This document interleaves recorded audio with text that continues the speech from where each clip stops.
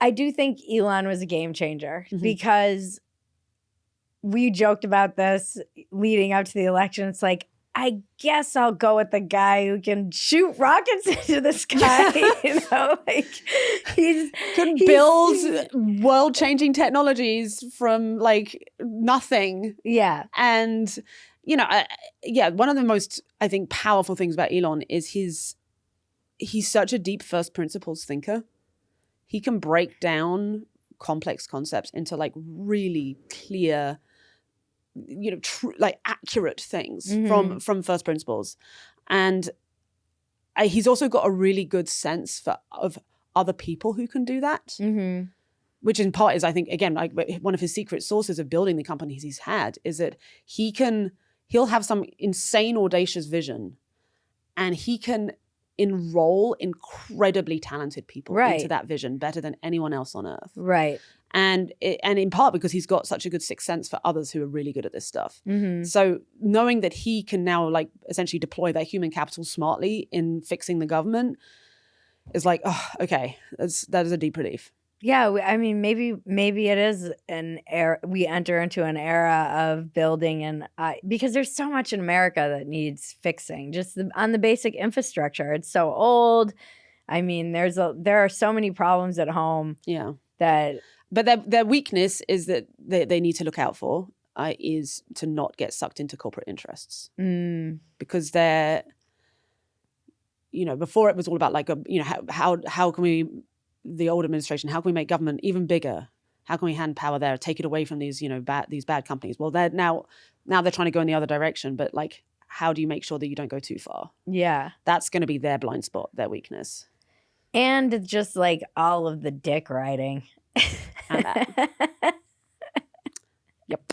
There's a lot of that.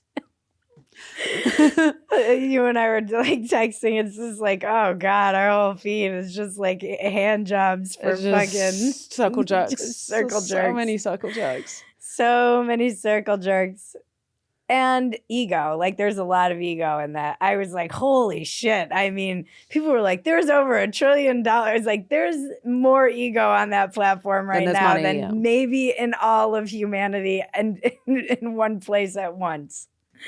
So how does that, interact with one another and survive? Yeah. I mean, I don't want to get too wooey, but I love the woo. I love scientific people who are also wooey. I think there's exactly like there's again like coming back to the poker thing. Like there's the real magic is when you can take the best bits of the fringes of the woo, almost like vibes and magic, and incorporate that into your game. Like the best type of government is one because if you were to like sort of choose like the classic male female or masculine feminine dichotomy, then the last government felt more kind of feminine, right? In its approaches, more like safety, security. Yeah. This is the broligarchy or whatever they're exactly. calling it. Now we've gone like deep into the masculine, but too much of either, and you end up with like whack bad shit. Yeah. And the most healthy government is one that will like have both masculine and feminine energy in it. So like how this government is definitely going to be like surplus of masculine. So how to just add some elements of true like wise feminine energy into it. I don't know. Have you on the staff? Well, you're like, no thanks. Yeah, like also you're like, that's not a boys club I want to infiltrate. It's politics. Ugh.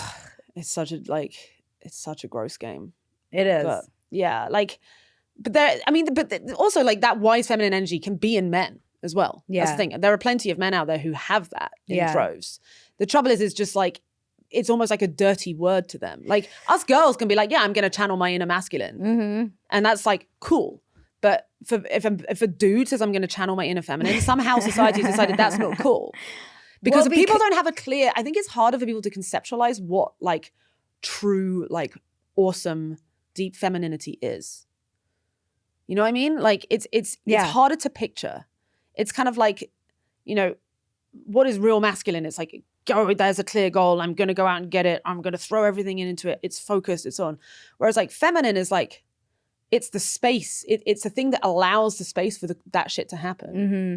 It's like, it's like zoomed out holistic. Exactly. It's like water. It's like, what is it sees the whole picture and it's like, okay, it gives space for the things inside to go and do stuff. Mm-hmm. And yeah, I don't know, like how do you inject that into a government? And with all of, I mean, I can never say this word without rolling my eyes, but it has become a useful term. The longhouse, you know, that this What is the longhouse? I so keep hearing it. It's comes out of, I think, the manosphere, really. And I think it was Bronze Age pervert is the one who maybe originally coined this term. I could be mistaken. Justin, can you look that? Thank you. I have a Jamie. And it's essentially this idea that kind of the HRification of society, where the masculine, this is, yeah, exactly, centering feminine needs and feminine methods. But it's also kind of known as, but it's like used as a pejorative. It's like a bad thing. Yes, okay. Generally it's used as a pejorative, and when this election happened, it showed this Gen Z voted the men en masse kind of going for breaking for Trump, or many of them.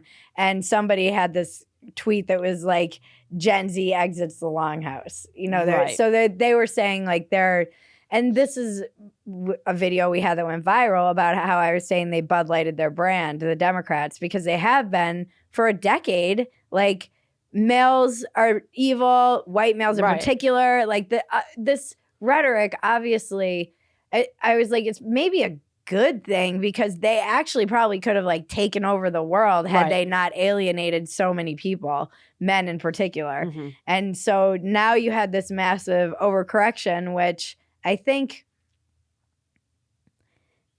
I mean, I don't know. I see these videos of these women that we were talking about, and I'm like, men don't seem like they're doing great. Women aren't doing well.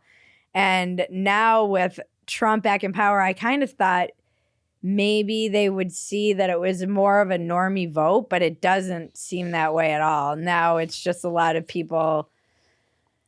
I mean, the thing is, the media now have like... It's the media, man. Yeah, it really is so much of it. Can you show that video that I'm like, this is the media's fault because they've lied to these people and told them that this was literally Hitler who was coming into power. It's the music. Oh, wow.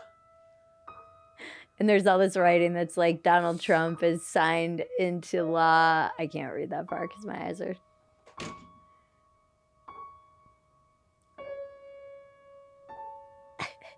Donald Trump is signed into law. Two sexes, male and female. Repealed rule allowing transgender troops to serve in the military. Revoked equal employment opportunity. Yeah, like...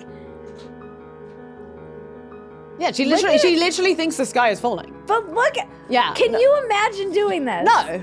Setting this camera up and forcing out some tears. It gets better. To be fair, I do think that she feels this way genuinely. This is the thing. Does she? She does. No, this is mediated. So I read this book that I'm obsessed with, and I've interviewed the author for every chapter of it. It was so brilliant. It's kind of in the, all of these guys who have written about mediation. And he talks about how this is mediated to me. Like you can't be genuine doing something like that. Even if it's because you're acting. Right. Yeah, no, I mean, it's obviously on the spectrum of genuine to disingenuous. It's high up there. Of course. And you're doing it for an audience. You're not just having a moment by yourself of like sheer despair. Over your cereal or whatever. But I do think though that people like this woman, she believes that everything she's written there is true. Right. That's the point. They do, because like people are just like the media and it's not just mainstream media. It's like the internet itself is just bifurcating more and more and more. Where I'll get this off the screen. No, we're just gonna there she is. She's just gonna be looking over like this is how she feels. We're just gonna have her looking over us throughout the rest of the conversation. The top 2 comments are, "Damn, that sucks. You should leave." And thank God for the internet. Now we know to round up when we open up the asylums again. Oh.